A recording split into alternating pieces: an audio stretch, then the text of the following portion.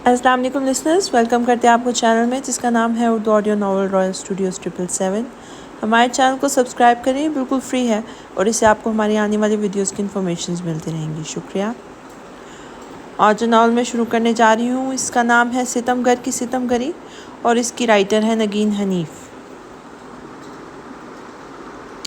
کہاں ملے گی بھلا اس ستم گر کی مثال، ترس بھی کھاتا ہے مجھ پر تباہ کر کے مجھے۔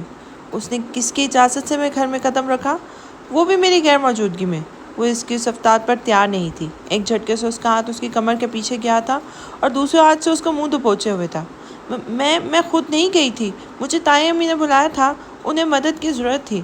اسے بولا بھی نہیں جا رہا تھا۔ چلو مان لیا انہیں مدد کی ضرورت تھی، لیکن تم نے کسے کہا تھا کہ مہمانوں کے سامنے آؤ؟ میں ان کے سامنے نہیں آئی تھی، میں کچن میں تھی۔ نہیں، انہیں الہام ہوا تھا کہ زرفشا بی بی کچن میں ہے۔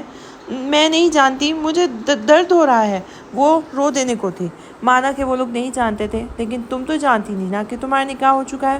اس کی گرفت اس کے بازو پر اور بھی سخت ہو گئی تھی اور آنکھیں سرخ انگارہ۔ کیا آپ مانتے ہیں اس نکاح کو؟ پتہ نہیں اس میں اتنی ہمت کہاں سے آئی تھی، لیکن مقابل کو 2 منٹ چپ رہنے پر مجبور کر رہی تھی۔ اپنی زبان کا استعمال اتنا ہی کیا کرو جتنا کہا جائے۔ وہ اس کا منہ جھٹک کر کمرے سے جا چکا تھا۔ حیدر لغاری اور آسما بیگم کے 2 بیٹے تھے، احمد لغاری اور نعمان لغاری۔ احمد لغاری بڑے ہونے کے ساتھ ساتھ سمجھدار بھی تھا۔ ان کی شادی اپنی خالہ زاد آمنہ سے ہوئی تھی اور انہوں نے اپنے والد کے بزنس میں ان کا ہاتھ بٹایا تھا، اور اللہ تعالیٰ نے انہیں 3 اولادوں سے نوازا تھا۔ بڑا بیٹا سجان، 2 سال چھوٹا ابان اور 3 سال چھوٹی ماہین۔ آمنہ بیگم اپنے دیور نعمان لغاری کی شادی اپنی بہن فرزانہ سے کروانا چاہتی تھی، لیکن نعمان لغاری نے اپنی پسند کی شادی رابعہ بیگم سے کی تھی جو ان کی کلاس فیلو تھی۔ انہیں پسند کی شادی پر گھر سے نکال دیا گیا تھا اور یہ فیصلہ حیدر لغاری کا تھا۔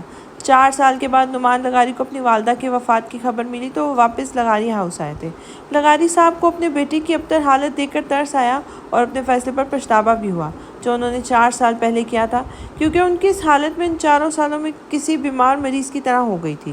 حیدر لغاری صاحب نے انہیں پھر سے لغاری میں ہاؤس میں رہنے کی اجازت دے دی اور وہ 2 سال لغاری ہاؤس میں رہے، لیکن جب انہیں اپنی بھابھی آمنہ کا رویہ اپنی بیگم سے ٹھیک نہ لگا تو انہوں نے علیحدہ گھر لینے کا فیصلہ کیا، جو کہ لغاری صاحب نے بخوشی قبول کیا، اور ان کا گھر لغاری ہاؤس کے ساتھ ہی تھا۔ جلد ہی نعمان صاحب کو اللہ تعالیٰ نے ایک پیاری سی بیٹی سے نوازا تھا جس کا نام انہوں نے زرفشا رکھا تھا۔ وقت گزرتا چلا گیا۔ 10 سال کے بعد ابان لغاری کو 8 سال کی بچی زرفشا ناپسند تھی۔ اس کی وجہ سے آغا جان کا پیار تھا جو زرفشا کے آنے سے ابان لغاری کی نظر میں کم ہو گیا تھا۔ سجان بہت سنجیدہ اور کم گو تھا۔ ماہین زرفشا کی ہم عمر تھی اور آپس میں دونوں کی خوب بنتی تھی۔ سجان کی سنجیدہ طبیعت کی وجہ سے ابان کو ان دونوں کے ساتھ ہی رہنا پڑتا تھا اور انہی کے ساتھ کھیلنا کودنا پڑتا تھا۔ بچہ پارٹی جانتی تھی کہ نعمان صاحب کی طبیعت ٹھیک نہیں رہتی، لیکن ان کو ان کے مرض سے لاحم ہی رکھا گیا تھا۔ اس کی وجہ زرفشا تھی، کیونکہ زری ایک بہت ہی حساس لڑکی تھی، دوسروں کے غم اپنا غم سمجھنے والی، کسی کی تکلیف میں دیکھ کے خود تکلیف محسوس کرنے والی۔ جب زری 14 سال کی ہوئی تھی تو اسے اپنے باپ کی بیماری کا پتہ چلا کہ انہیں بلڈ کینسر ہے، اور اپنے والد کی بیماری نے زری کو خاموش کر دیا تھا۔ وہ سب سے گھل مل کر رہنے والی بچی اب خاموش ہو گئی تھی۔ 2 سال کے بعد نعمان لغاری اس دنیا سے جا چکے تھے، لیکن اپنی زندگی میں وہ زری کی زندگی کا بہت اہم فیصلہ کر چکے تھے۔ اس فیصلے سے زری کی زندگی بدل گئی تھی۔ بابا جان، میں اپنی موت سے پہلے اپنی بیٹی کو کسی مضبوط رشتے میں باندھ دینا چاہتا ہوں۔ اگرچہ نعمان کی جان اپنی 16 سال کی بیٹی زری میں تھی، لیکن وہ اپنے بھتیجے ابان سے بہت محبت کرتے تھے۔ تم ایسی باتیں کیوں کر رہے ہو؟ ابھی تمہیں جینا ہے، اپنے بچوں کی خوشیاں دیکھتی ہیں۔ نہیں بابا، اب مجھے موت مہلت نہیں دے گی۔ میں چاہتا ہوں کہ آپ میرے سامنے زری کا نکاح ابان سے کر دیں، لیکن تم جانتے ہو ابان کی اور زری کی نہیں بنتی۔ میرے خیال سے سجان زری کے لیے بہترین آپشن ہے۔ بابا جان، جیسے آپ کی مرضی، لیکن قدرت کو کچھ اور منظور تھا۔ 21 سالہ سجان نے اپنے سے 5 سالہ چھوٹی زری کے لیے انکار کر دیا تھا۔ وہ سمجھدار ضرور تھا، لیکن زری کو اپنی بہن مانتا تھا۔ اس کا کہنا تھا کہ مجھے اپنا کیریئر بنانا ہے۔ برخودار، ہم تم سے یہ نہیں کہہ رہے کہ تم شادی کے بعد ہاتھ باندھ کر گھر میں بیٹھ جاؤ۔ ہم تم سے صرف نکاح کرنے کا کہہ رہے ہیں۔ آغا جان، میں آپ کی بہت عزت کرتا ہوں، لیکن مجھے آپ کا یہ فیصلہ نامنظور ہے، کیونکہ میں اپنی کلاس فیلو کو پسند کرتا ہوں اور زری میرے لیے بہن کی طرح ہے۔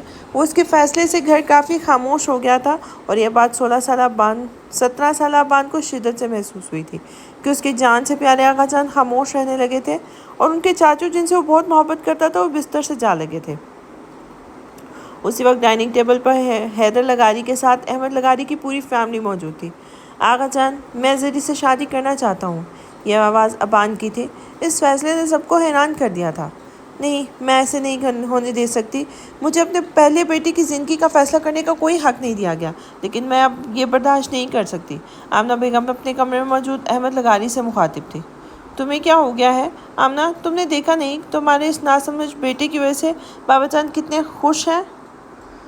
آپ کو سب کی خوشی نظر آتی ہے لیکن میری تکلیف نہیں۔ میں کیسے برداشت کر سکتی ہوں اس عورت کی بیٹی کو اپنے گھر میں، جس کی وجہ سے میری بہن کو کتنے دکھ جھیلنے پڑے؟ یہ کیسی باتیں کر رہی ہو تم؟ کیا تم نے ابھی اپنے دل میں یہ بوجھ رکھا ہوا ہے؟ نہیں، میں نہیں برداشت کر سکتی۔ ویسے بھی اپنی بہن کی بیٹی سمیہ کو اس گھر میں لانا چاہتی ہوں تاکہ میری بہن کی تکلیف کا ازالہ ہو سکے۔ تمہیں اپنی بہن کی دیکھی تکلیف نظر آ رہی ہے، لیکن میرے چھوٹے بھائی کا بستر پر لگ جانا، میری بیٹی کا اپنے گھر سے، میرے باپ کا اپنے کمرے سے نہ نکلنا، یہ سب تمہیں دکھائی نہیں دے رہا؟ بس میں اس معاملے میں اب کوئی بحث برداشت نہیں کر سکتا۔ وہ یہ کہہ کر جا چکے تھے۔ یار چاچو، میں نے یہ فیصلہ اپنی مرضی سے کیا ہے، کسی کے دباؤ میں آ کر نہیں کیا، اور ویسے بھی آپ بھی تو یہی چاہتے تھے نا۔ بس اب اتنا ایموشنل مت ہوں، آپ کو کچھ نہیں ہوگا۔ اب آپ ہمارا نکاح ہی نہیں بلکہ رخصتی بھی دیکھیں گے۔ وہ اس کی بات پر مسکرا دیے تھے اور ان کی مسکراہٹ دیکھ کر وہ اپنے فیصلے پر اور بھی پختہ ہوا تھا۔ پھر وہ وقت بھی آ گیا تھا جب سادگی سے زلفی شاہ کا نکاح ابان لغاری سے کر دیا گیا تھا۔ اس کی 3 بار قبول ہے قبول ہے قبول ہے کہنے سے اس کی زندگی کا پروانہ اور کسی کے ہاتھ میں تھما دیا گیا تھا، اور کچھ ہی پل میں زلفی شاہ ابان لغاری سے زلفی شاہ ابان لغاری بن گئی تھی۔ نکاح کے بولوں کا اثر تھا یا کچھ اور، اس کے اپنے ساتھ سفید شلوار قمیض میں بیٹھے شخص سیدھا دل میں اترتا ہوا محسوس ہوا تھا۔ اسے پہلے ابان سے چڑ تھی نہ نفرت، لیکن اب تو یہ شخص سیدھا دل میں قیام پذیر ہو گیا تھا۔ کیا ایسا بھی ہو جائے گا؟ بن کہے وہ میرا ہو جائے گا۔ نکاح کے چند ماہ بعد ابان لغاری کو پڑھنے کے لیے لندن بھیج دیا گیا تھا۔ نعمان لغاری بھی چند مہینے کے مہمان تھے۔ ابان کے ساتھ کے لندن جانے کے 2 ماہ بعد وہ بھی دنیا سے چل بسے تھے۔ زری جو پہلے اپنے باپ کی بیماری کا سن کے خاموش ہو گئی تھی، اب ان کے چلے جانے سے بالکل ہی چپ ہو گئی تھی۔ وہ تو پڑھائی کو بھی خیر آباد کہہ دینے کو تھی جب ایک دن اسے ابا جان کا فون آیا تھا۔ زری، لو یہ لو فون، ابان بھائی تم سے بات کرنا چاہتے ہیں۔ وہ حیران تھی کہ کیسا ستم گر ہے جس کو اس کی یاد دیار غیر میں رہنے کے باوجود 1 سال بعد آئی، لیکن زری نے تو ہر لمحہ یاد کیا تھا۔ اس نے ناسمجھی سے فون کان کو لگایا تھا۔ میں کیا سن رہا ہوں کہ تم پڑھنا نہیں چاہتی؟ بغیر سلام دا کے حال چال پوچھے وہ مدعے کی بات پہ آیا تھا۔ جی، کتنے مہینوں بعد اس کی آواز سننے کو ملی تھی اور آواز سے ساتھ ہی چھوڑ گئی تھی۔ جی کیا؟ میں وجہ جاننا چاہتا ہوں کہ تم نے پڑھائی کو خیر و بات کہنے کا سوچا۔ بس میرا دل نہیں کرتا، وہ بھی تڑک کے بولی تھی۔ کتنے مہینوں کا غبار تھا، کہیں پر تو نکالنا ہی تھا۔ آغا جان سے سننے کو ملتا ہے کہ محترمہ کافی خاموش ہو گئی ہیں، لیکن یہاں تو مجھے لگتا ہے زبان پر اور بھی تیز ہو گئی ہیں۔ تو بتائیں زری بی بی، آپ کا دل کیا کرنے کو کرتا ہے؟ ایک پل کو زری کا دل کہہ دیا کہ تم سے بات کرنے کو، تمہارے ساتھ زندگی گزارنے کو، تمہارے ساتھ گھومنے پھرنے کو، تمہارے ساتھ اپنی زندگی کا ہر لمحہ بتانے کو۔ یہ دل کے ارمان بھی، اب کچھ بولو گی بھی؟ مجھے اپنا پیکج تم پر ختم نہیں کرنا۔ زری کا موڈ ایک دم خراب ہوا تھا۔ مجھ پہ کیوں کریں گے اپنا پیکج ختم؟ وہاں پر کوئی گوری مل گئی ہوگی، وہ صرف سوچ ہی سکی تھی۔ میں بزنس پڑھ رہا ہوں اور کچھ سال میں بزنس کی دنیا میں قدم بھی رکھوں گا۔ میں نہیں چاہتا کہ ایک بزنس مین کی بیوی صرف 10ویں پاس نکلے تو اس طرح کل شرافت سے ماہین کے ساتھ جا کر اپنا ایڈمیشن کرواؤ۔ یہ کہہ کر دوسری طرف سے فون کٹ چکا تھا۔ بغیر اس کا جواب سنے وہ ستم گر فون رکھ چکا تھا۔ اب اس کے پاس کوئی اور آپشن بچا ہی نہیں تھا، اور پھر ماہین اور زری کا کالج میں ایڈمیشن کروا دیا گیا تھا۔ چلو آج گھر چلتے ہیں، وہ دونوں اچھے نمبروں سے انٹر پاس کر چکی ہیں۔ آج یونیورسٹی کا فارم فل کر کے واپس لوٹ رہی تھی جب ماہی نے زری کو ساتھ چلنے کا کہا تھا۔ نہیں، تمہیں پتہ ہے تائی امی کا پارا ہائی ہو جاتا ہے مجھے دیکھ کے۔ پھر کبھی سے ہی آغا جان تمہیں یاد کر رہے تھے، ماہی نے بہانہ بنایا تھا۔ صبح ہی ہماری پارک میں ملاقات ہوئی تھی، میں کیسے بھول گئی؟ تم اور آغا جان سے نہ ملو، ایسا ہو سکتا ہے؟ اچھا، مجھے اب آج گھر پر ہی بہت کام ہے اور امی کی طبیعت بھی ٹھیک نہیں ہے۔ وہ اسے دروازے پر چھوڑ کر آگے اپنے گھر کی طرف بڑھ گئی تھی۔ مجھے داؤد اینڈ سنس انڈسٹری کی فائل 2 منٹ میں اپنے ٹیبل پر چاہیے. 2 minute minus 2 minute, understand. 3 piece suit میں جیل سے بال سیٹ کیے مغرورانہ چال چلتا ہوا وہ اپنے کیبن کی طرف بڑھ رہا تھا اور ساتھ ہی ساتھ اپنے مینیجر پہ چیخ رہا تھا. جی سر, 2 منٹ میں فائل ٹیبل پر موجود ہوگی. اس نے لندن میں اپنا بزنس سٹارٹ کر دیا تھا اور اس کا پارٹنر اس کا بہت اچھا دوست فہد تھا جس کا تعلق پاکستان سے تھا. ابھی اسے اپنی چیئر پر بیٹھے ہوئے چند پل ہی گزرے تھے جب ایک نسوانی آواز اس کے کانوں سے ٹکرائی تھی. عاشی, تم یہاں؟ یہ تھی روشے, لندن میں رہنے کے باوجود ایک سلجھی ہوئی لڑکی جو ان لوگوں کی بہترین دوست تھی. مجھے تمہیں اپنا دکھ بتانا ہے. وہ گدھا الو کا پٹھا تمہارا دوست فہد مجھے بتائے بنا پاکستان جا چکا ہے تو تمہارا کیا خیال ہے وہ تمہارے پلو سے بن کر بیٹھ جائے گا؟ میں نے ایسا بھی نہیں کہا. اچھا دوست ہونے کے ناطے میری یہ ذمہ داری ہے کہ تمہیں اس بات سے آگاہ کرتا چلوں کہ جہاں پاکستانیوں کے فرض کی بات آ جائے تو وہاں قربانی دینے سے گریز نہیں کرتے. اچھا اب مجھے کوئی فلسفہ نہیں سننا. تم ابھی سے فون کرو اور اسے کہو کہ وہ جلد لندن واپس آئے, کیونکہ وہ میری کال اٹینڈ نہیں کر رہا. جب وہ اپنی محبوبہ کی کال نہیں اٹھا رہا تو میری کیسے اٹھائے گا؟ اس کی بات سنتے ہوئے مسکرا دی تھی. ڈرامے مت کرو اور جلدی سے اسے کال کرو. تمہارا کچھ نہیں ہو سکتا. جتنے تم ضدی ہو مجھے تو ڈر رہتا ہے کہ کہیں تمہیں کوئی نقصان نہ اٹھانا پڑ جائے. یہ کہتے ہوئے اس نے فون اٹھایا تھا اور فہد کو کال میں لائی تھی. کال ہونس پر جا رہی تھی لیکن کوئی جواب موصول نہیں ہو رہا تھا. اب تمہارے سامنے ہے, موصوف میری بھی کال اٹینڈ نہیں کر رہا. اچھا ٹھیک ہے, وقفے سے کرتے رہنا. اور کیا تمہارے آفس میں مہمانوں کو اس طرح ٹریٹ کیا جاتا ہے؟ مجھ سے کچھ کھانے پینے کا ہی پوچھ لو.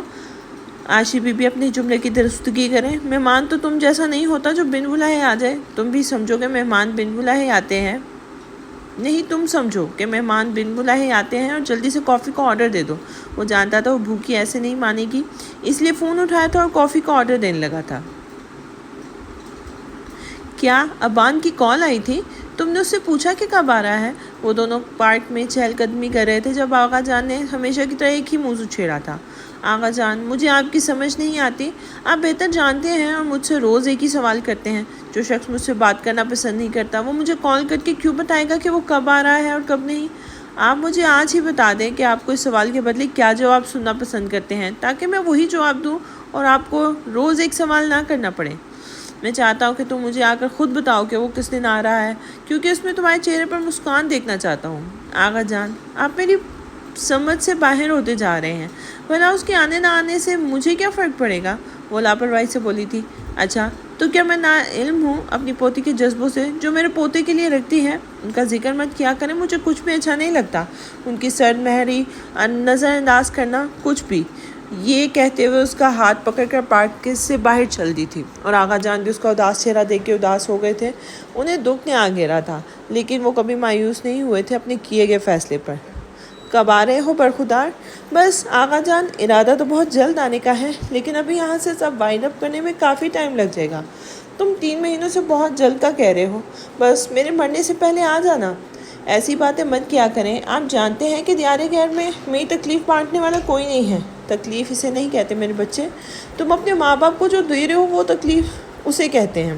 ایک بھائی اپنی بیوی بچوں کو لے کر دوسرے شہر جا بسا اور دوسرے کو پڑھائی کے لیے بھیجا تھا جو آنے کا نام ہی نہیں لے رہا. آغا جان, میں اپنی پوری کوشش کر رہا ہوں. بس اس فیصلے کے آخر میں آپ کے پاس آ جاؤں گا, اس مہینے کے آخر میں. انہیں مطمئن کرنے کے لیے ایسا کہا تھا ورنہ کام تو بہت تھا اور اب تو فہد بھی پاکستان جا چکا تھا, اس لیے اب اسے اکیلے ہی سارا کام ختم کرنا تھا. ٹھیک ہے برخودار, ہم انتظار کریں گے, لیکن تم ہمیں ایک بات تو بتاؤ, کیا تم بھول بیٹھے ہو کہ تمہاری ذات کسی سے منسوب کر دی گئی ہے؟ آپ ایسی باتیں کر کے مجھے ڈسٹرب کر دیتے ہیں. تم جانتے ہو تمہاری ڈسٹربنس دور کرنے کے لیے, تمہارے پاس اپنے دکھ سنانے کے لیے تمہاری ماں بہن ہے, یہاں تک کہ تمہارا باپ ہے, اور ہم لاحلم نہیں ہے کہ تمہارا بڑا بھائی بھی ہے جس سے تم کانٹیکٹ میں ہو. لیکن اس لڑکی کے پاس ایک بیمار ماں کے سوا کچھ نہیں ہے, کوئی دوسرا نہیں ہے جو اسے سمجھ سکے. تمہارے ہوتے ہوئے اسے غیروں کا سہارا ہے. ایک وقت آئے گا کہ وہ اتنی ٹوٹ چکی ہوگی, بکھر چکی ہوگی کہ اسے تمہاری طلب ہی نہیں رہے گی. اتنی لاپرواہی ٹھیک نہیں ہے. یہ کہتے ہوئے انہوں نے فون کٹ کر کے رکھ دیا تھا. دل اس سے نہیں لگانا جس سے آپ حسن پر غرور ہو, دل اس سے لگانا جسے محبت سمجھنے کا شعور ہو. وہ اپنے بیڈ پہ لیٹی اس ستم کر کے خیال میں تھی، کیا وہ شخص اتنا مصروف ہے کہ مجھ سے 2 منٹ بات نہیں کر سکتا، مجھ سے میرا حال احوال نہیں پوچھ سکتا؟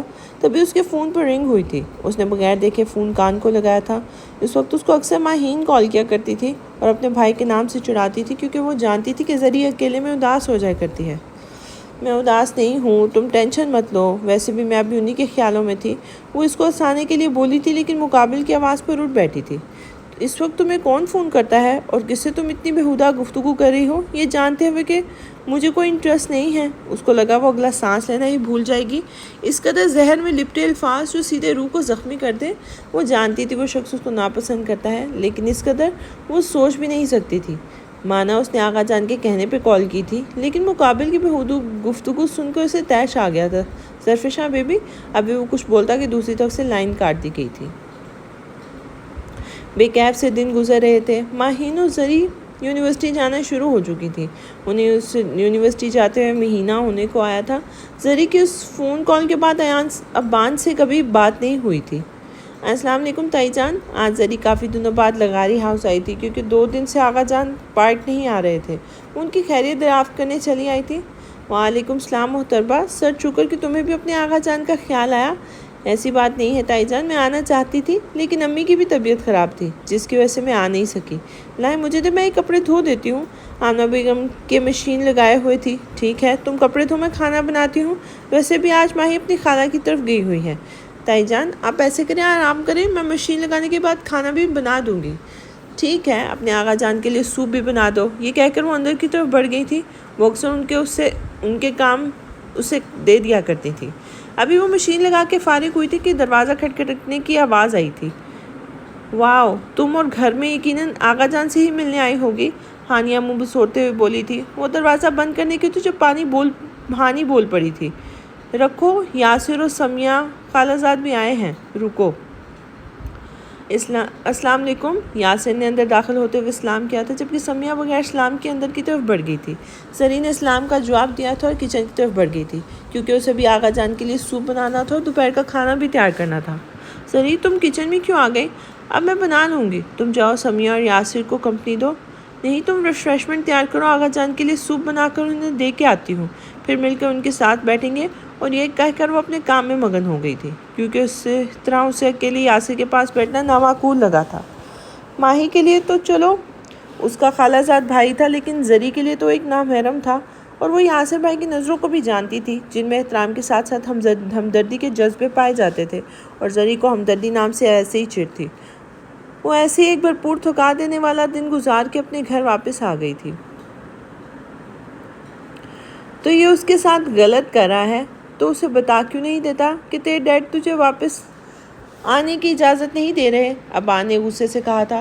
یار تو سمجھ کیوں نہیں رہا؟ یہ میرے لیے بہت مشکل ہے، جیسے میرے لیے تو بہت آسان ہے تیری روٹھی محبوبہ کو منانا اور منا کر پاکستان لے کے آنا، وہ بھی اپنے ساتھ۔ کہ یہ تیرے لیے مذاق ہے؟ وہ برمی سے بولا تھا۔ یار پلیز، تو اپنے دوست کے لیے اتنا نہیں کر سکتا؟ ویسے بھی تجھے پاکستان آنا ہے، ہم اپنا بزنس وائنڈ اپ کر چکے ہیں، اور انشاءاللہ جلدی پاکستان والی برانچ میں دوبارہ سے سب شروع کریں گے۔ اگر وہ مانی تو ٹھیک ہے، اسے اپنے ساتھ لے آؤں گا، ورنہ میرا تو کہنا ہے کہ تو پہلے اپنے موم ڈیڈ کو راضی کر لے، اس کے بعد اس مسئلے کا کوئی حل نکالتے ہیں۔ ٹھیک ہے، اور سنا فلائٹ کب کی ہے؟ تجھے لینے آؤں؟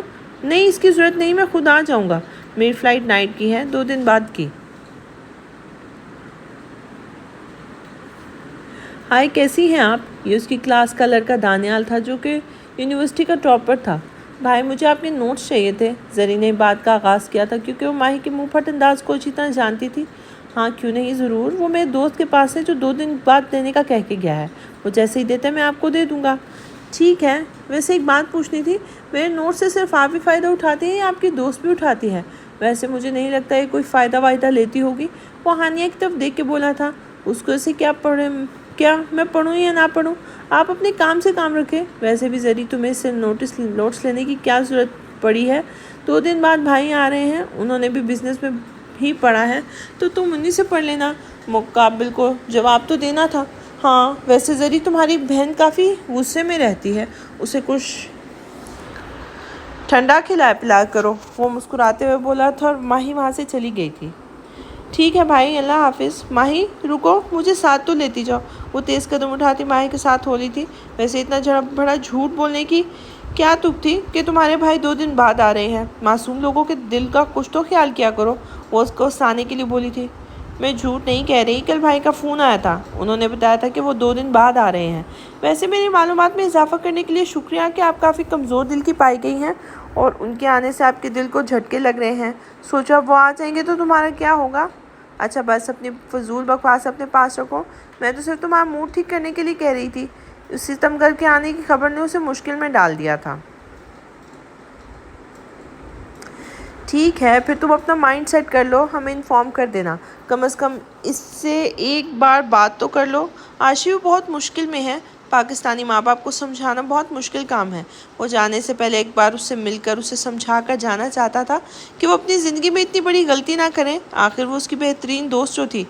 میں بیک آف نہیں کروں گی، لیکن مجھے سمجھنے میں اپنی فیملی کو سمجھانے میں کچھ ٹائم تو لگے گا، اور میں اپنے آپ کو تھوڑا سپیس دینا چاہتی ہوں۔ ٹھیک ہے، پھر بہت جلد پاکستان میں ملاقات ہوگی۔ اوکے، ایک شرط پر، اگر تم پاکستان میں اس خوبصورت لڑکی سے ملواؤ گے جسے تم نے اپنے دل میں جگہ دی ہے۔ ہاں، تم کیوں اس معصوم لڑکی کے پیچھے پڑ گئی ہو؟ یقیناً وہ معصوم ہی ہوگی جو 4 سال سے انتظار میں ہے کہ کب اس کے سیاح جی آئیں گے، وہ شریح لہجے میں بولی تھی۔ انتظار، معصومیت کی تم نے تو خوب کہی۔ اس معصوم نے مہینہ پہلے میری کال کاٹی، وہ بھی میرے منہ پر۔ اس کی معصومیت کا اندازہ اسی سے لگا لو کہ وہ کس قدر معصوم ہے۔ اگر تم اسے معصومیت کہتی ہو تو اللہ بچائے ایسی معصومیت سے، وہ شرافت سے ہنستے ہوئے بولا تھا۔ تم بھی اتنے معصوم نہیں ہو جتنا تم نے ہی کچھ غلط کہا ہوگا، جسے سن کے اس نے فون کاٹ دیا ہوگا۔ اب دوسروں سے مختلف تو ہوگی بھی، اپنے ابان لگاری کی بیوی جو ٹھہری۔ اگر تھوڑی سی ضد اکڑ اس میں پائی جائے تو کچھ برا نہیں ہے، آخر کو اسے ابان لگاری کا مقابلہ کرنا ہے۔ تمہاری باتیں ختم نہیں ہوں گی اور مجھے لیٹ ہو رہا ہے، اب مجھے گھر والوں کے لیے شاپنگ بھی کرنی ہے۔ ٹھیک ہے ابان لگاری، تمہاری ایشین بیوٹی کو دیکھنے روس سفیان ضرور آئے گی۔ آغا جان ایسا مت کریں یار، اب میں آ ہی گیا ہوں تو اپنی صحت کا کچھ خیال کریں، آپ پہلے سے کافی کمزور ہو گئے ہیں۔ یہ خیال رکھتی ہے آپ کی پوتی؟ ویسے تو کچھ دکھائی نہیں دیا، جیسے آپ فون پر بتاتے تھے کہ اپنی پوتی کے قصے کہ وہ میرا ایسا خیال رکھتی ہے، صبح ورزش کرواتی ہے، یہ وہ۔ اس کے خلاف کچھ مت بولو تو بہتر ہے، کیونکہ اگر وہ ہمارے درمیان آئی تو لڑائی ضرور ہو جائے گی۔ اب دادا پوتا میں لڑائی ہوا کرے گی، وہ بھی ایک لڑکی کی وجہ سے۔ وہ صرف لڑکی نہیں ہے، ہماری پوتی ہے، اور جہاں تک مجھے یاد پڑتا ہے تم سے تو بہت گہرا تعلق نکلتا ہے اس کا۔ اس کے لیے ذرا سوچ سمجھ کے بولو برخودار۔ ہاں میں دیکھ رہا ہوں آپ کب سے اسی کی سائڈ لیے جا رہے ہیں، اور جو کہ یہاں موجود بھی نہیں ہے۔ اس کی ناموجودگی تمہاری وجہ سے ہے برخودار۔ مطلب اب میں ہمیشہ یہیں رہنے والا ہوں تو کیا وہ ایک بار بھی نہیں آئے گی؟ وہ شرارت سے بولا تھا۔ ویسے آج میں حیران ہوں، آپ اتنی دیر رات میرا انتظار کر رہے تھے، جبکہ میں نے آپ کو منع کیا تھا کہ میری فلائٹ رات کی ہے، آپ آرام کیجیے گا۔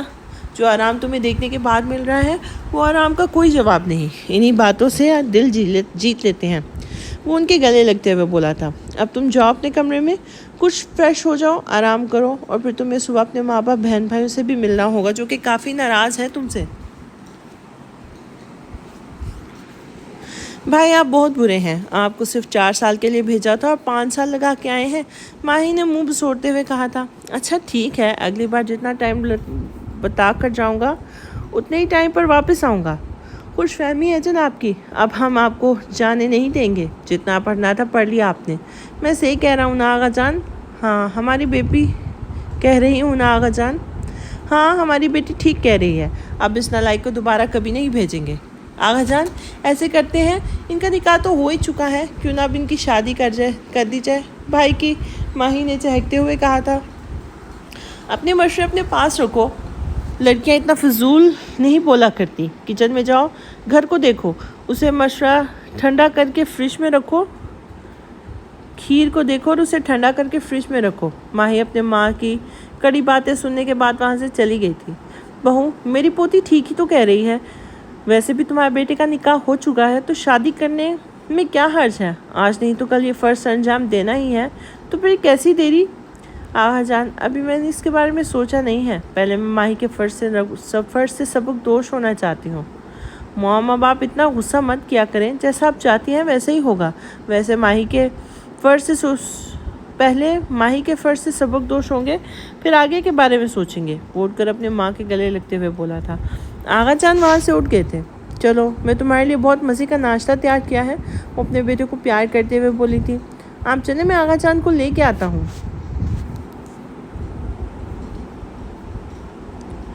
آپ لوگ ناشتہ کریں، دروازہ نوک ہوا تھا۔ آپ لوگ ناشتہ کریں، میں دیکھ کے آتا ہوں، ابان یہ کہہ کر دروازے کی طرف بڑھا تھا۔ اس نے جیسے ہی دروازہ کھولا، سامنے زری کو دیکھ کر 2 پل کے لیے تھم گیا تھا۔ نیلے رنگ کا سوٹ پہنے، وائٹ کیپری اور وائٹ ہی دوپٹہ اچھی طرح سے سر پہ لپیٹا ہوا تھا۔ یونیورسٹی جانے کے لیے بیگ پہنے، شاید وہ یونیورسٹی جانے کے لیے تیار کھڑی تھی۔ وہ کیسے بھول گئی کہ آج تو ستم کرنے آنا تھا۔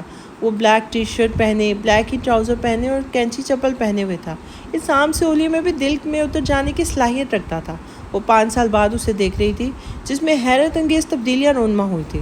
وہ پہلے بھی بہت زیادہ خوبرو ہو گیا تھا، مقابل کو اپنی طرف کھینچنے پر مجبور کر دینے والا۔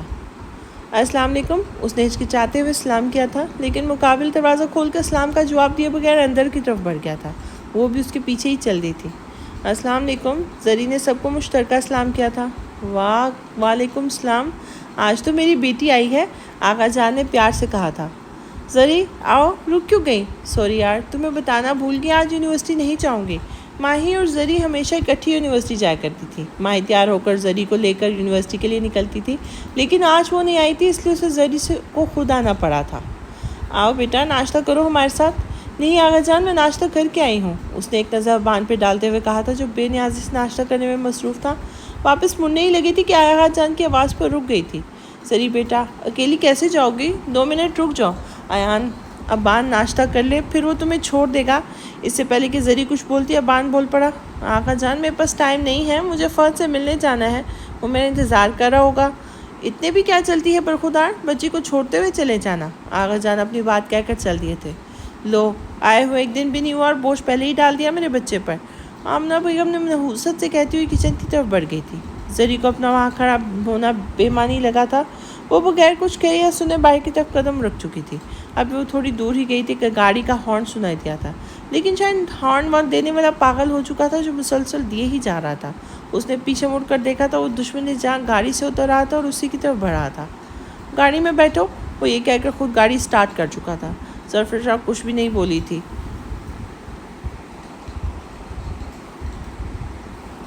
اور فرنٹ سیٹ پہ اس کے ساتھ بیٹھ گئی تھی۔ زری نے ایک نظر اس شخص کو دیکھا تھا جسے دیکھنے کا وہ پورا حق رکھتی تھی۔ ہم دل کے ہاتھوں بہت بے بس ہو جاتے ہیں، کیونکہ ہمارا دل اس پہ اختیار میں نہیں ہوتا۔ یہ دل جس کی محبت اپنے اندر بسا لے، اس کے علاوہ اسے کوئی اور نظر نہیں آتا۔ یہ نہیں جانتا کہ نظر انداز ہونے کی اذیت کیا ہوتی ہے، بس اسے تو اپنے پسندیدہ شخص کی طلب ہوتی ہے، پھر چاہے اس کے اصول میں ہم کیوں نہ خود ٹوٹ جائیں۔ یہی سب زری کے ساتھ ہو رہا تھا۔ وہ پورے راستے کچھ نہیں بولا تھا، لیکن اس کی نظر خود پہ محسوس کر سکتا تھا، جو گاہے بگاہے اسے دیکھے جا رہی تھی۔ اترو، اس نے سخت لہجے میں کہا تھا۔ جی، اس کی سمجھ سے باہر تھا۔ کیسا عجیب شخص ہے، کبھی خود ہی کہتا ہے بیٹھو اور کبھی بیچ راستے میں کہتا ہے اترو۔ ابھی وہ اس بے یقینی سے دیکھ ہی رہی تھی کہ وہ بول پڑا۔ یہی یونیورسٹی ہے نا تمہاری؟ یونیورسٹی آ چکی ہے تو عزت مآب منکوحہ محترمہ، آپ اترنا پسند کریں گی؟ کیونکہ آپ کی ڈرائیوری کے علاوہ مجھے اور بھی بہت سارے کام ہیں۔ اس نے ارد گرد نظر دوڑائی تو اس کی یونیورسٹی آ چکی تھی، لیکن وہ ہنوز اس کو دیکھے جا رہی تھی۔ کیسا شخص تھا، کبھی اس کے سلام کا جواب تک نہیں دینا پسند کرتا تھا، اور اب ایسے باتیں کر رہا ہے جیسے اسے بات کرنے کے علاوہ اور کوئی کام ہی نہ ہو۔ ظفرشاہ بی بی، آپ کی یونیورسٹی؟ اس نے اسے اپنی طرف تکتا پا کر یونیورسٹی کی طرف اشارہ کیا تھا۔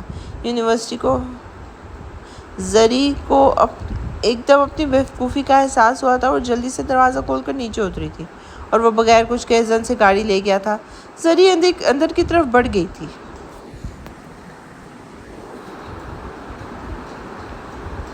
وہ فہد سے ملنے کے بعد اپنے آفس کی برانچ کا وزٹ کرنے آیا تھا، لیکن اس کو ایک پل سکون نہیں مل رہا تھا۔ زری کے چہرے کی معصومیت، اس کی آنکھوں میں محبت کی دیپ، کچھ بھی بلا دینے کے مترادف ہی تو تھا۔ تیرے سوا کوئی وہم و گمان میں ہی نہیں، کوئی دوسرا تو میری داستان میں ہی نہیں، میں کسی اور کا ہو جاؤں یہ کیسے ممکن ہے؟ یہ حوصلہ تو جانا اس بے جان میں نہیں۔ وہ اپنی بے چینی کا حل جانتا تھا، اس لیے چابی اٹھائی اور آفس سے باہر نکل گیا۔ اب اس کا رخ اس کی یونیورسٹی کی طرف تھا۔ یونیورسٹی پہنچ کے اس نے آف ٹائمنگ کے بارے میں پوچھا تو ابھی 1 گھنٹہ پڑا تھا۔ اسے اپنی بیوقوفی پر افسوس ہوا، اور اس نے اس وقت اس کی آف ٹائمنگ پوچھ لیتا تو اسے انتظار نہ کرنا پڑتا۔ 1 گھنٹے کے انتظار کے بعد آخر کو وہ یونیورسٹی سے نکلتی ہوئی دکھائی دی تھی۔ جیسے اس نے ارد گرد دیکھا تو کافی لڑکیاں اس کی طرف متوجہ تھیں، جو 3 پیس سوٹ پہنے کافی خوبصورت لگ رہا تھا۔ ہیلو، اس نے ان کی طرف قدم بڑھائے تھے جب دانیال اسے رستے میں مل گیا تھا، جو شاید اسے نوٹس دینے آیا تھا، جس کا مطالبہ وہ 2 دن پہلے سے ہی کر چکی تھی۔ اسلام کے بعد اس کی طرف نوٹس بڑھائے تھے اور ہانیہ کے بارے میں بات کی تھی، جس پر وہ دونوں مسکرائے تھے، اور دور کھڑے اس نفوس کو آگ ہی تو لگ گئی تھی۔ وہ چپ چاپ گاڑی میں آ کے بیٹھی گئی تھی۔ اس کے تاثرات، سخت سنجیدہ تاثرات دیکھ کے اسے خود پہ غصہ آیا تھا کہ وہ اسے بتا دے کہ وہ صرف اس کا کلاس فیلو ہے اور کچھ بھی نہیں، لیکن اس کے کہے گئے الفاظ وہ آج تک بھلا نہیں پائی تھی۔ وہ تذلیل بھری باتیں جو اس کے فون پر اس سے آخری گفتگو تھی، وہ ہمیشہ سے ایسا ہی تھا، بنا کچھ کہے، بنا لڑائی کیے، بس روٹھ جانا اسے آتا تھا۔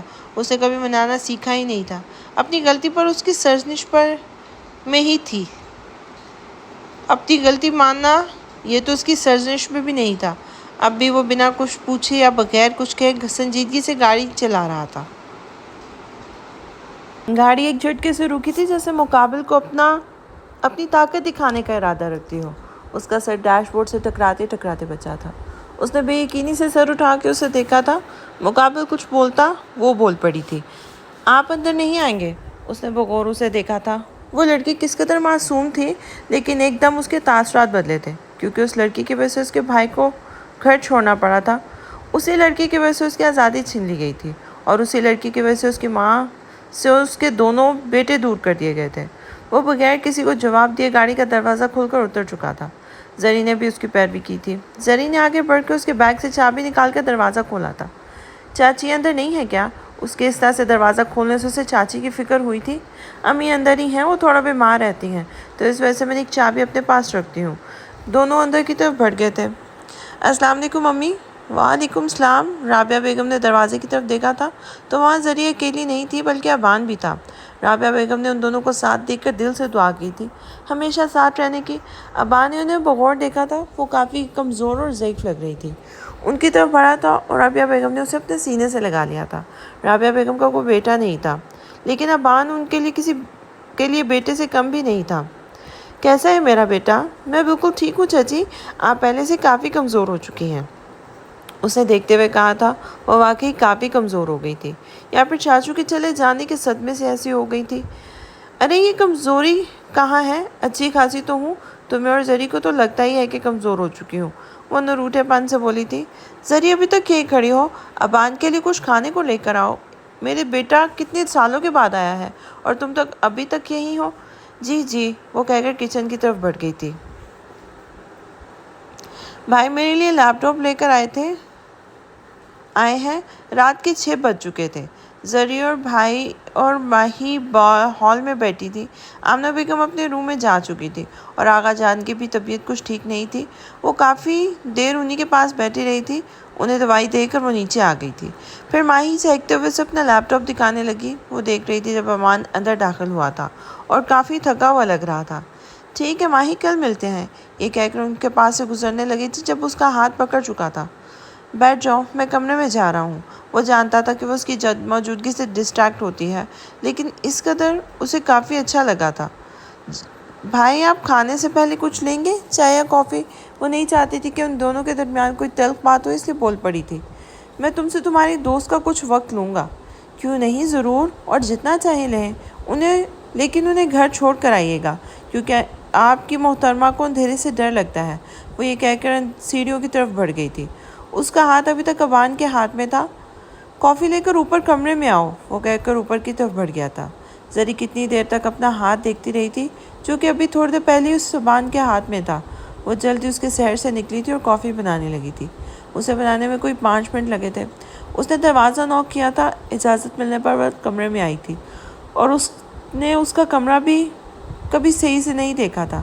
جہازی سائز بیڈ اور اس کے ساتھ ہی لکڑی کی الماری نصب تھی، اور پھر واش روم کا دروازہ تھا، اور پھر بڑے سائز میں شیشہ تھا۔ شیشے کے سامنے اس کی ضرورت کی استعمال کی چیزیں موجود تھیں۔ کمرے کے درمیان میں صوفہ سیٹ موجود تھا اور ایک پر وہ ستمگر سر ٹکائے بیٹھا تھا۔ وہ کافی لیے آگے بڑھی تھی اور اس کے سامنے موجود میز پر رکھ دی تھی۔ وہ اسی کشمکش میں تھی کہ جائے یا نہ جائے، اتنے میں وہ ستمگر بول پڑا تھا، سر دباؤ۔ وہ سر دبانے کے لیے صوفے کے پیچھے کی طرف بڑھی تھی کہ وہ ہاتھ پکڑ کے اسے اپنے ساتھ بٹھا چکا تھا۔ وہ اس کے نرم ہاتھوں کا لمس محسوس کر رہا تھا۔ اس کے ہاتھوں کی کپکپاہٹ واضح تھی۔ وہ آنکھیں بند کر چکا تھا۔ شاید اسے سکون مل رہا تھا۔ کچھ ہی پل گزرے تھے جب اس کی آواز اسے سنائی دیتی۔ وہ لڑکا کون تھا؟ جب وہ کافی دیر تک کچھ نہ بولی تو اس نے اپنی آنکھیں کھولی تھی۔ وہ اسے ہی دیکھے جا رہی تھی۔ اس کے جواب نہ دینے پر اسے غصہ آیا تھا۔ اس نے ایک جھٹکے سے اس کی چین سے اسے پکڑ کر اپنی طرف کھینچا تھا۔ اس کی اس پوری طرح کھینچنے سے چین ٹوٹ کر اس کے ہاتھ میں آئی تھی۔ اس کی گرم سانس سے وہ اپنے چہرے پر محسوس کر سکتا تھا۔ اس کا سر مقابل کی آنکھوں میں آنسو دیکھ کر ٹوٹا تھا۔ اس نے ہاتھ بڑھا کے اس کے چہرے کو چھوا تھا، جیسے ان آنسوؤں کی وجہ جاننا چاہتا ہو، اور وہ شاید جان بھی چکا تھا۔ اس کی گردن پر چین کو جھٹکا دینے سے نشان آئے تھے۔ اس کی تکلیف کی شدت چین کے ٹوٹ جانے سے لگائی جا سکتی تھی۔ اس نے اپنے دہکتے ہوئے لب اس کی گردن کے نشان پر رکھے تھے۔ اس کی اس بھرپور شدت بھرے لمس سے وہ اپنی آنکھیں بند کر چکی تھی۔ اس کے آنسوؤں میں روانی آ گئی تھی۔ اس کے آنسو مقابل کی شرٹ میں جذب ہو رہے تھے، جنہیں وہ محسوس کر چکا تھا۔ اس کے یہ آنسو ہی تو اسے جینے تکلیف دے رہے تھے، جس کی وجہ سے وہ یہ مداوع کر بیٹھا تھا۔ لیکن شاید اس مداوع سے اس کی تکلیف میں اور اضافہ ہوا تھا، جو وہ ہرگز نہیں چاہتا تھا۔ اس لیے اپنا چہرہ اوپر کیا تھا، یہ جاننے کے لیے کہ واقعی اسے عمل پسند نہیں آیا، اور وہ ہنوز آنکھیں بند کیے ہوئے تھی۔ اس کا سر اٹھانے سے اس نے اپنی آنکھیں کھولی تھی۔ بنا کوئی لمحے ضائع کیے وہ بجلی کی تیزی سے کمرے سے نکلتی چلی گئی تھی۔ مجھے معلوم ہے تم کو محبت ہے، مگر تم کہہ نہیں سکتے۔ انا کے دیوتا ہو تم۔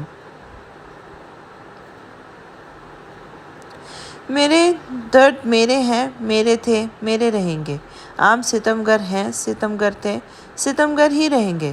جب ابان اس رشتے کو مانتے ہی نہیں ہیں تو پھر وہ یہ سب۔ اس نے اپنا ہاتھ اپنی گردن کے نشان پر رکھا تھا، جسے اس ستمگر کا لمس ہنوز برقرار ہو۔ اسے اندھیرے سے ڈر لگتا تھا، لیکن آج وہ اسی اندھیرے میں بیٹھی تھی۔ وہ خوف کہیں بہت دور جا بیٹھا تھا، جیسے اسے تحفظ کا یقین ہو۔ وہ اٹھ کھڑی ہوئی تھی اور اس کا ارادہ فریش ہو کر نماز پڑھنے کا تھا۔ اے ہمارے بندو، خوب کان لگا کر کھول لو کہ تمہارے سینوں میں جو قلوب رکھے گئے ہیں، ان کو سکون اور چین صرف ہماری یاد سے ہی مل سکتا ہے۔ اس نے نماز پڑھنے کے بعد بارگاہ الہی میں ہاتھ اٹھائے تھے۔ اے پروردگار، تو دلوں کے بھید سے خوب اچھی طرح واقف ہے۔ میرے مولا، میرے دل کو سکون دے۔ میرے مولا، تو نے ہمیں اس حلال رشتے میں باندھا ہے، اس رشتے کی ڈور کو مضبوط کر دے۔ اس کے دل میں میرے لیے محبت پیدا کر دے، اسے میرا کر دے، اس کا دل میری طرف سے صاف کر دے۔ مولا، تو ہر چیز پہ قادر ہے، اپنی بندی کی ٹوٹی پھوٹی دعاؤں کو قبول کر لے۔ نامحرم کی محبت انسان کو ذلیل کروا دیتی ہے، لیکن جب محرم کی بات محبت کی آتی ہے تو پھر خدا اس کے بندے کے دل میں خود اپنے بندے کی محبت ڈال دیتا ہے۔ نکاح کے دو بول دو انسانوں کے صرف نام ہی نہیں جوڑتے، بلکہ دو دلوں کو بھی جوڑ دیتے ہیں، جسے اچھے لوگ نبھانے میں گزار دیتے ہیں اور برے لوگ ساری عمر سازشیں کر کے توڑنے میں جتے رہتے ہیں۔ وہ اپنا سر پکڑ کر اٹھ بیٹھا تھا۔ ایک دم سے رات کے مناظر اس کی آنکھوں کے سامنے لہرائے تھے۔ اس کو اپنی کم عقلی پر افسوس ہوا تھا کہ وہ کیسے ایک کمزور لمحے کی زد میں آ سکتا تھا۔ وہ میرے بارے میں کیا سوچ رہی ہوگی کہ میں کتنا کمزور نفس کا آدمی ہوں؟ نہیں، میں اس کی سوچ کو غلط ٹھہرا دوں گا۔ وہ میری ہے، میری ملکیت ہے، میں اس پہ پورا حق رکھتا ہوں۔ ابان لغاری اپنی ملکیت پہ پورا حق رکھتا ہے، وہ جیسے چاہے اس کے ساتھ ویسے کر سکتا ہے۔ وہ ایسا تھا ہی نہیں اپنی غلطی نہ ماننے والا، اور اسے بھی اس کی فیلنگ ہرٹ ہونے سے کوئی سروکار نہیں تھا۔ مانا وہ اس پر حق رکھتا تھا، لیکن اسے کبھی اس بات کا اسے یقین نہیں دلایا تھا کہ وہ ابان لغاری کی ہے۔ وہ اپنی ان تمام سوچوں کو جھٹک کر اٹھ کر فریش ہونے چل دیا تھا، کیونکہ آج اسے ربیہ بیگم کو ڈاکٹر کے پاس لے کے جانا تھا اور وہ ڈاکٹر سے اپائنٹمنٹ لے چکا تھا۔ زری ابھی تک نہیں اٹھی بیٹا، رابعہ بیگم برآمدے سے زری کو آوازیں لگا رہی تھی، جو آج اٹھنے کا نام ہی نہیں لے رہی تھی۔ آج ہفتہ تھا، یونیورسٹی سے چھٹی تھی، لیکن وہ اس ٹائم تک اٹھ جایا کرتی تھی۔ انہیں اپنی بیٹی کے نہ اٹھنے سے پریشانی ہوئی تھی۔ ان کا گھر اتنا بڑا بھی نہ تھا، وہ چھوٹا اور نفیس گھر تھا۔ برآمدے سے آواز آرام سے زری کے کمرے میں پہنچ جاتی تھی اور وہ ہمیشہ زری کو ایسے ہی اٹھاتی تھی، لیکن جب وہ نہ اٹھی تو اس کے کمرے کی طرف بڑھ گئی تھی۔ انہیں زری کی پیشانی پر ہاتھ رکھنے سے اندازہ ہو چکا تھا کہ وہ رات سے بخار میں تپ رہی تھی۔ وہ فرش پہ ہو کر نیچے آیا تھا جب اسے سب کھانے کی ٹیبل پر نظر آئے تھے۔ وہ انہی کی طرف بڑھ گیا تھا۔ السلام علیکم ایوری ون۔ جاگے برخودار، آج کافی لیٹ اٹھے ہو، خیریت ہے نا؟ کیا آج آفس نہیں جانا؟ آغا جان، آج آفس نہیں جانا، بلکہ آج چچی جان کے لیے ڈاکٹر سے اپوائنٹمنٹ لے چکا ہوں، بس انہی کو لے کے ڈاکٹر کی طرف جانا ہے چیک اپ کے لیے۔ وہ بڑے تحمل سے بولا تھا۔ انہیں ڈاکٹر کے پاس پھر کبھی لے جانا، آج تمہیں گھر ہی رہنا ہوگا، کیونکہ آج ماہین کو کچھ لوگ دیکھنے آ رہے ہیں۔ آمنہ بیگم غصے سے بولی تھی۔ موم، چاچی کا چیک اپ زیادہ ضروری ہے، رشتہ دیکھنے والے پھر کبھی آ جائیں گے۔ یہ جواب ماہین کی طرف سے آیا تھا۔ تم سے کتنی بار کہا ہے کہ جب بڑے بات کر رہے ہو تو بیچ میں مت بولا کرو۔ ان کی بات سن کر ماہین چپ ہو گئی تھی۔ موم، آپ بے فکر رہیں، میں ٹائم پہ آ جاؤں گا۔ میں ڈرائیور کو چھوڑ کر جا رہا ہوں، اگر آپ کو کسی چیز کی ضرورت ہو یا کسی مدد کی تو آپ رحیم سے کہہ دیجیے گا۔ وہ ناشتے سے ہاتھ روک چکا تھا۔ ٹھیک ہے، بعد میں ملاقات ہوتی ہے۔ وہ اپنی ماں کی طرف بڑھا تھا اور ان کے گلے لگا تھا، ان کی پیشانی پر پیار کیا تھا اور بھائی کی طرف بڑھ گیا تھا۔ چچی جان، اسے وہ برآمدے میں کہیں نظر نہیں آئی تھی، لیکن وہ ان کی آواز پر کمرے کی طرف بڑھا تھا۔ زری بیٹا اٹھو، تم نے مجھے رات کو کیوں نہیں بتایا کہ تمہاری طبیعت ٹھیک نہیں ہے؟ وہ اسے ہلاتے ہوئے بول رہی تھی، لیکن زری کی آنکھیں ابھی تک بند تھیں۔ چچی جان، وہ صورتحال سمجھ گیا تھا، اس لیے بغیر وقت ضائع کیے ان کے بیڈ کی طرف بڑھا تھا۔ زری، آنکھیں کھولو۔ زری، وہ دوسری طرف بیڈ پہ بیٹھ کر اس کا سر اپنے گھٹنوں پہ رکھ چکا تھا۔ وہ شاید بخار کی وجہ سے بے ہوش ہو گئی تھی۔ چچی جان، پانی دیں۔ رابعہ بیگم نے بیڈ کے ساتھ موجود ٹیبل سے پانی کا گلاس اٹھا کر ان کی طرف بڑھایا تھا۔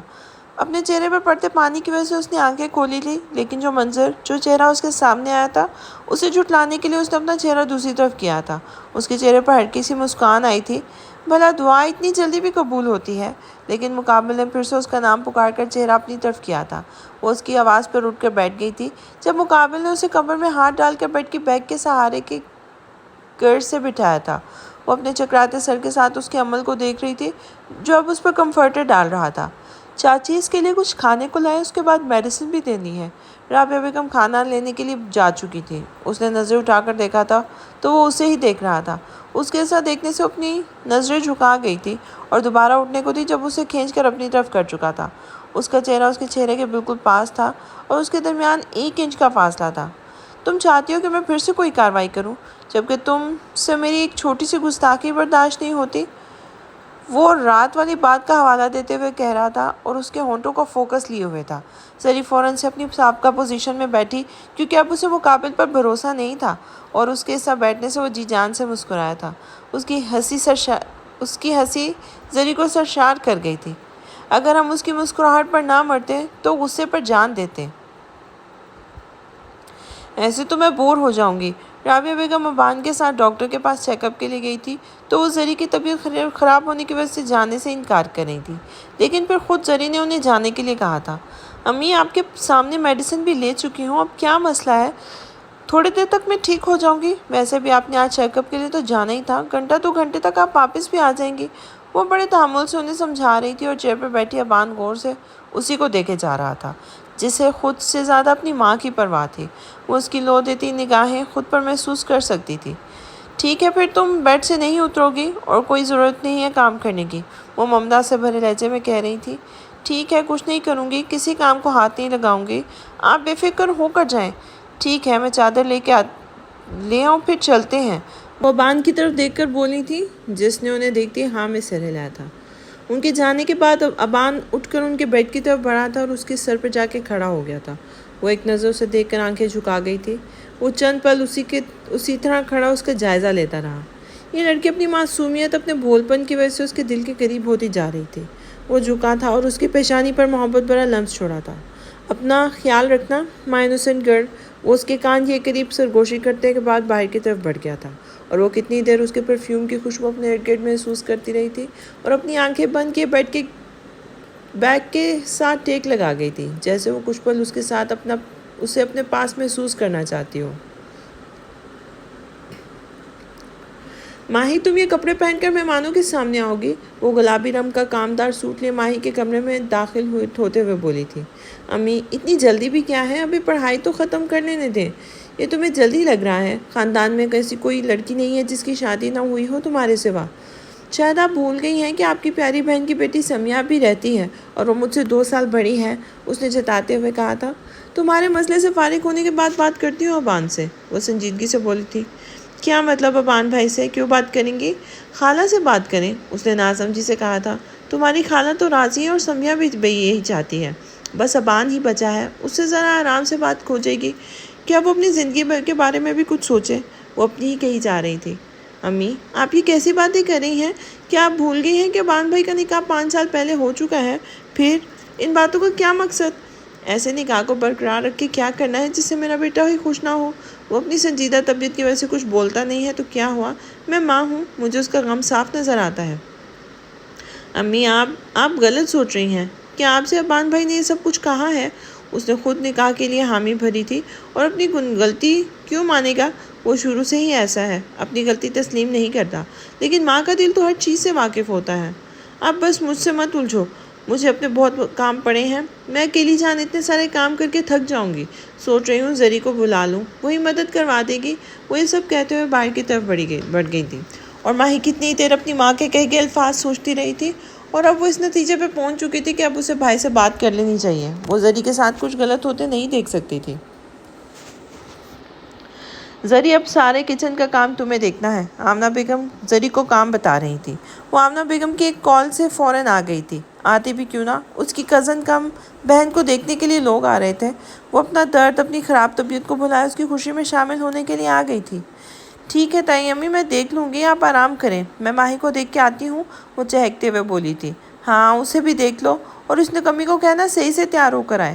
وہ اس بات میں سر ہلاتے ہوئے اوپر کی طرف بڑھ گئی تھی۔ ماہی، وہ ڈریسنگ کے سامنے بیٹھی تھی جب زری اسے آواز دی تھی۔ وہ جھٹ سے اس کے گلے آ لگی تھی اور آنکھیں ہی نیچے کر لی تھی۔ ماہی، تم رو رہی ہو؟ نہیں، میں بالکل ٹھیک ہوں۔ تم اتنی گرم کیوں ہو؟ اس نے اس کے سر پہ ہاتھ رکھا تو اسے اندازہ ہوا کہ اسے بخار ہے۔ زری، تمہیں تو بہت تیز بخار ہے، تمہیں آرام کرنا چاہیے، آؤ بیٹھو یہاں، وہ اسے بیڈ پہ بٹھاتے ہوئے بولی تھی۔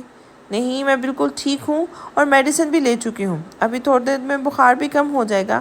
تم یہ بتاؤ، میرے آنے سے پہلے تم رو رہی تھی، ان آنسوؤں کی وجہ مجھے بتاؤ ماہی، وہ اسے ساتھ لیے بیڈ پہ بٹھاتے ہوئے بولی تھی۔ کیا تم خوش نہیں ہو؟ وہ اسے خاموش دیکھ کر پھر سے بولی تھی۔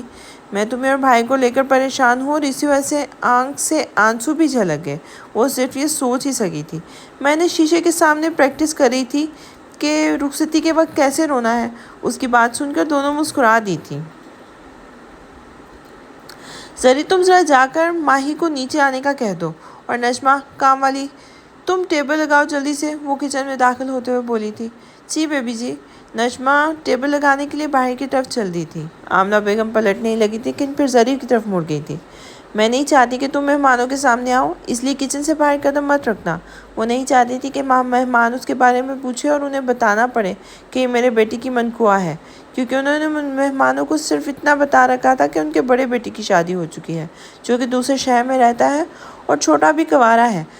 آمنہ بیگم کی بات سن کر زری کی آنکھیں نم ہوئی تھی۔ وہ کتنی بے وقت تھی، کیا وہ مہمانوں سے اس کو متعارف نہیں کروا سکتی تھی؟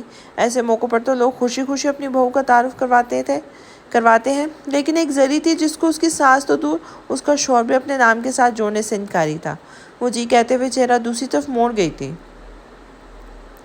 لڑکے کی ماں، بڑی بہن اور پھپھو آئی تھی، جو کہ حال میں ہی موجود تھی، اور ماہی بھی ان دونوں عورتوں کے درمیان ہی موجود تھی، جبکہ آمنہ بیگم الگ صوفے پہ بیٹھی تھی۔ ان عورتوں نے ماہی سے کافی سوال جواب کیے تھے، لیکن اس کی بڑی بہن خاموش ہی تھی۔ واش روم کس طرف ہے؟ لڑکے کی پھپھو نے پوچھا تھا۔ نجمہ، انہیں واش روم تک لے جاؤ۔ آمنہ بیگم نے نجمہ کو انہیں واش روم لے جانے کے لیے کہا تھا۔ نجمہ نے اس بات میں سر ہلایا تو انہیں واش روم کی طرف چل دی تھی۔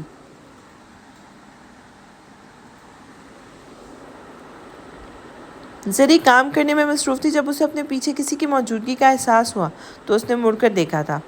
السلام علیکم، اس نے ہچکچاتے ہوئے سلام کیا تھا، جبکہ مقابل اسے دیکھنے میں مصروف تھی۔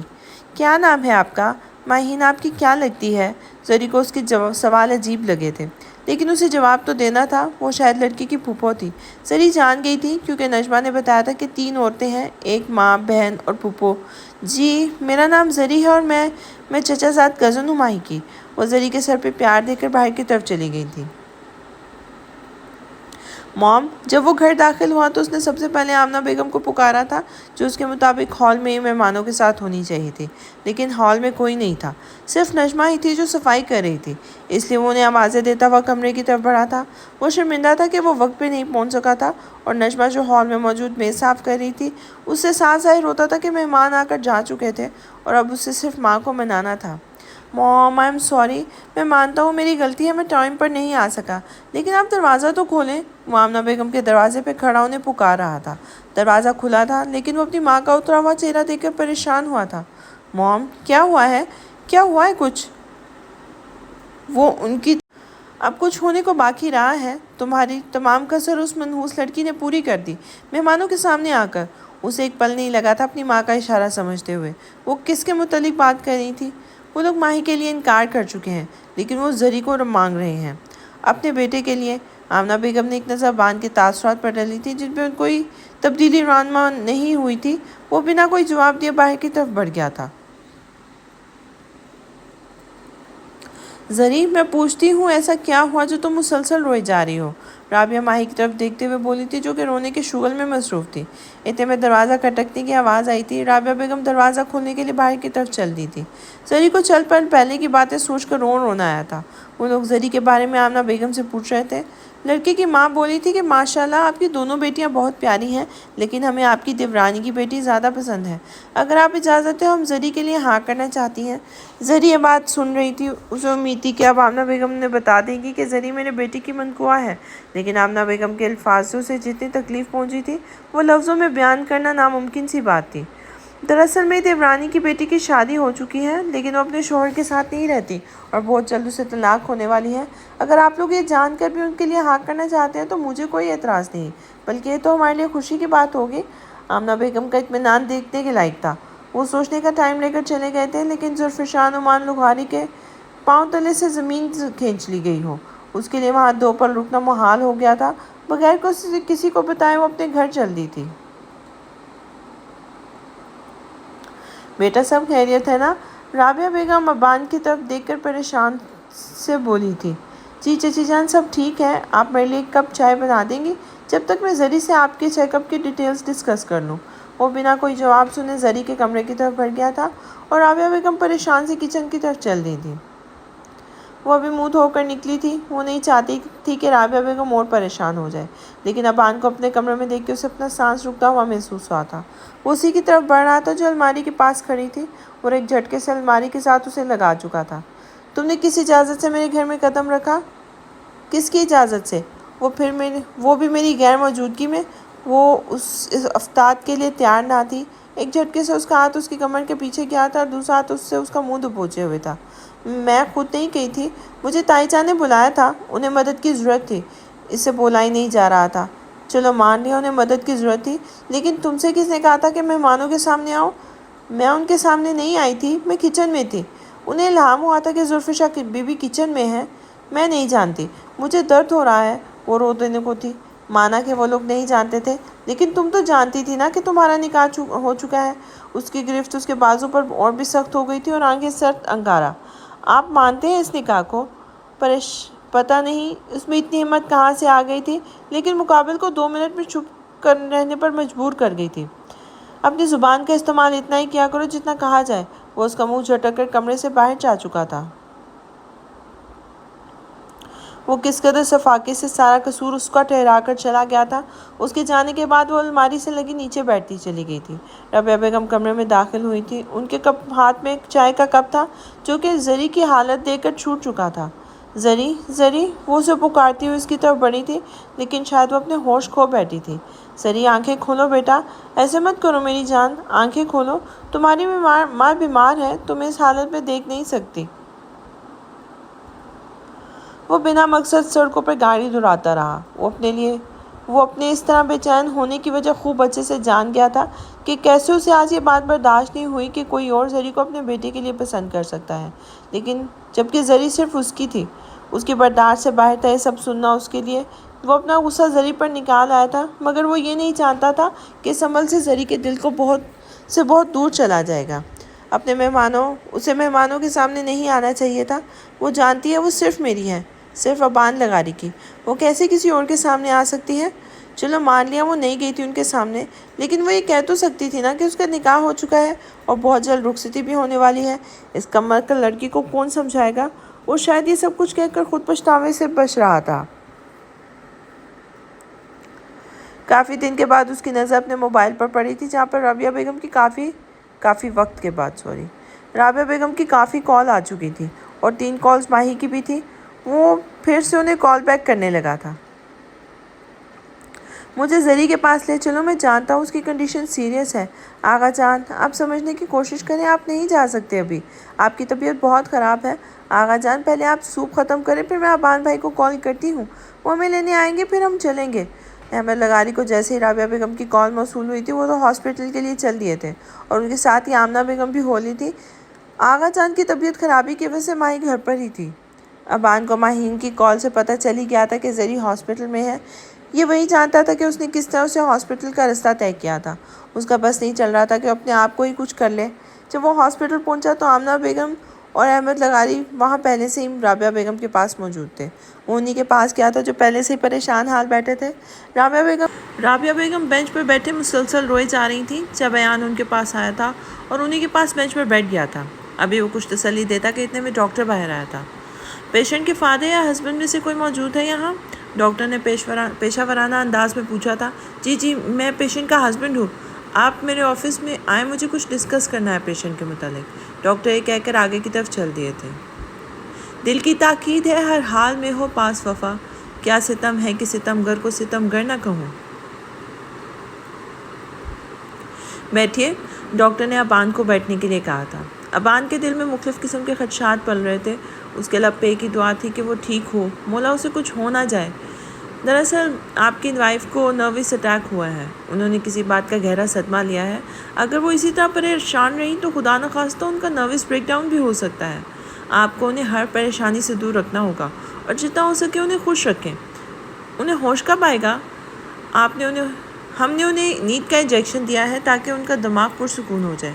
تقریباً 3 گھنٹے بعد آ جائے گا اور کل ہم انہیں ڈسچارج بھی کر دیں گے۔ بس آپ ان کی خوشی کا خیال رکھیں۔ کیا کہا ہے ڈاکٹر نے؟ احمد لغاری نے ابان سے پوچھا تھا جو ابھی ڈاکٹر کے پاس سے ہی آیا تھا۔ ڈیڈ، اسے مائنر اٹیک ہوا ہے، کسی بات کا اس نے گہرا صدمہ لیا ہے، اسے کچھ گھنٹے میں ہوش آ جائے گا۔ آپ چچی اور امی کو لے کر گھر چلے جائیں، میں ہوں زری کے پاس، کل تک اسے ڈسچارج کر دوں گا۔ آج کے دن اس کی ملاقات 2 بار اس دشمن جان سے ہوئی تھی۔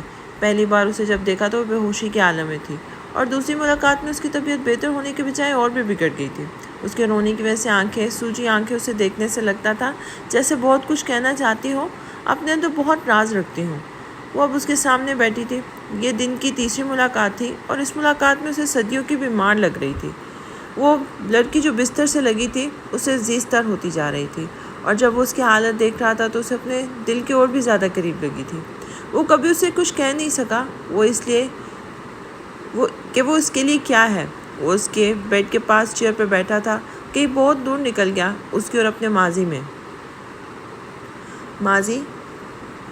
آج تو ہماری بیٹی پری لگ رہی ہے، آغا جان نے پیار سے اپنے سامنے موجود 9 سال کی ظرفشا سے کہا تھا جو گلابی فراک پہنے پری لگ رہی تھی۔ آغا جان، آج میرے اسکول میں فنکشن ہے اور دیکھنا میں ہی فیئری ایوارڈ جیتوں گی۔ آغا جان، ابان آواز دیتا اور باہر کی طرف سے آیا تھا۔ آغا جان، آج بھی لیٹ؟ ابھی وہ کچھ اور بولتا کہ اس کی نظر زری پہ پڑی تھی۔ وہ واقعی معصوم پری لگ رہی تھی، لیکن اپنے آغا جان کے پاس اسے دیکھ کر اسے غصہ آیا تھا۔ آج بھی لیٹ ہو جائیں گے ہم، آج فنکشن ہے، ہمیں جلدی جانا ہے، وہ نروٹھے پن سے بولا تھا۔ بس مائی کو بھی آنے دو، پھر ہم سب چلتے ہیں مل کر، آغا جان نے تحمل سے کہا تھا۔ اس فنکشن پر زری کو سیڑھیوں سے گرنے کی وجہ سے چوٹ لگی تھی اور اس کی بازو ٹوٹ گئی تھی۔ اس کے گرنے کی وجہ سے وہ کافی دکھی ہوا تھا۔ وہ میری وجہ سے گری ہے، اسے میری نظر لگی ہے، غلطی تو اس پاگل کی ہے، اسے اتنا پیارا نہیں لگنا چاہیے۔ وہ 12 سال کا ابان اپنے آپ سے لڑ رہا تھا، اس کے مطابق اسے ہمیشہ اسی کی نظر لگتی تھی۔ اس کے بعد وہ صرف اسے سرسری سا دیکھتا تھا۔ اسے دور رہنے کی وجہ، اسے چڑچڑے پن کی وجہ آغا جان کی محبت تھی جس میں زری بھی شریک ہو چکی تھی اور شراکت اسے شروع سے ہی ناپسند تھی۔ وہ کتنی دیر سوچ میں ڈوبا اسے تکتا رہا تھا۔ شاید اس کی آنکھوں کی تپش تھی کہ اس نے ہلکی سی آنکھیں کھولی تھی۔ جو منظر اس کی آنکھوں کے سامنے تھا وہ شاید اسے پسند نہ آیا تھا، اس وجہ سے اس نے آنکھیں موند لی تھی اور مقابل کو اس کا صرف آنکھیں بند کر کے دیکھنا چھپا تھا۔ ہم اس وقت ہسپتال میں ہیں اور رات کے 2:30 بج چکے ہیں۔ وہ شاید اسے پہلی بار اتنی نرم لہجے میں بول رہا تھا، لیکن اس نے پھر بھی آنکھیں نہیں کھولی تھی۔ مام، ڈیڈ اور چچی گھر جا چکے ہیں اور تمہیں اب بھی اس کی پوری بات بھی مکمل نہیں ہوئی تھی کہ زری نے اپنی آنکھیں کھول دی تھی۔ اسے سمجھنے میں ایک پل نہ لگا تھا کہ وہ اور ابان اس وقت اکیلے ہیں اور ابھی رات بھی اس کے ساتھ ہاسپٹل میں گزارنی ہوگی۔ اس کے اس آنکھیں کھولنے پر وہ پریشان ہوئی تھی۔ کیا تمہیں کچھ چاہیے؟ وہ اپنا منہ دوسری طرف موڑ گئی تھی، جیسے کوئی دوسرا موجود ہی نہ ہو۔ کچھ پل بعد وہ اپنا سر چیئر سے ٹکا گیا تھا۔ وہ تھے خفا ہم سے یا ہم ہیں خفا ان سے؟ کل ان کا زمانہ تھا، آج اپنا زمانہ ہے۔